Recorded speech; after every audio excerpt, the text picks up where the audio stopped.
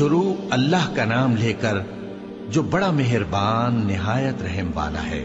الف لام را، یہ کتاب روشن کی آیتیں ہیں۔ ہم نے اس قرآن کو عربی میں نازل کیا ہے تاکہ تم لوگ سمجھ سکو۔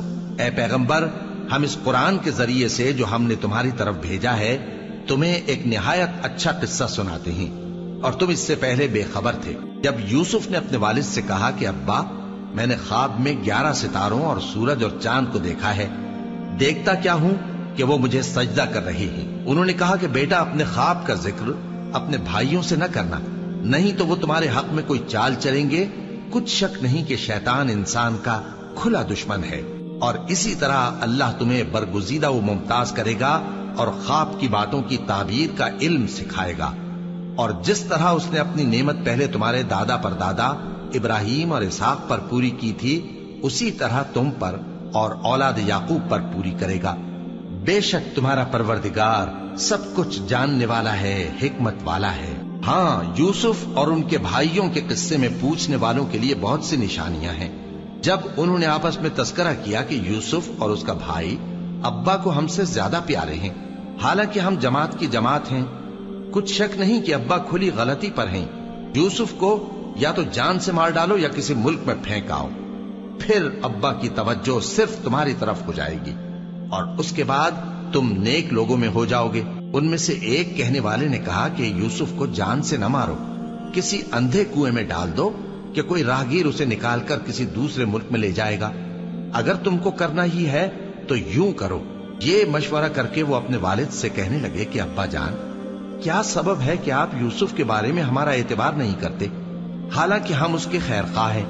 کل اسے ہمارے ساتھ بھیج دیجئے کہ خوب میوے کھائے اور کھیلے کودے، ہم اس کے نگہبان ہیں۔ انہوں نے کہا کہ یہ امر مجھے غمناک کیے دیتا ہے کہ تم اسے لے جاؤ، یعنی وہ مجھ سے جدا ہو جائے، اور مجھے یہ بھی خوف ہے کہ تم کھیل میں اس سے غافل ہو جاؤ اور اسے بھیڑیا کھا جائے۔ وہ کہنے لگے کہ اگر ہماری موجودگی میں کہ ہم ایک طاقتور جماعت ہیں اسے بھیڑیا کھا گیا تو ہم بڑے نقصان میں پڑ گئے۔ غرض جب وہ اس کو لے گئے اور اس بات پر اتفاق کر لیا کہ اس کو اندھے کنویں میں ڈال دیں، اور ہم نے یوسف کی طرف وحی بھیجی کہ ایک وقت ایسا آئے گا کہ تم انہیں ان کے اس سلوک سے آگاہ کرو گے، اور ان کو اس وحی کی کچھ خبر نہ ہوگی۔ اور یہ حرکت کر کے وہ رات کے وقت باپ کے پاس روتے ہوئے آئے، کہنے لگے کہ ابا جان، ہم تو دوڑنے اور ایک دوسرے سے آگے نکلنے میں مصروف ہو گئے اور یوسف کو اپنے اسباب کے پاس چھوڑ گئے تو اسے بھیڑیا کھا گیا، اور آپ ہماری بات کو گو ہم سچ ہی کہتے ہیں باور نہیں کریں گے، اور ان کے کرتے پر جھوٹ موٹ کا لہو بھی لگا لائے۔ یعقوب نے کہا کہ یوں نہیں ہے، بلکہ تم اپنے دل سے یہ بات بنا لائے ہو۔ اچھا، صبر کہ وہی خوب ہے، اور جو تم بیان کرتے ہو اس کے بارے میں اللہ ہی سے مدد چاہیے۔ اور اب اللہ کی شان دیکھو کہ اس کنویں کے قریب ایک قافلہ آوارد ہوا اور انہوں نے پانی کے لیے اپنا سقا بھیجا، تو اس نے کنویں میں ڈول لٹکایا، یوسف اس سے لٹک گئے۔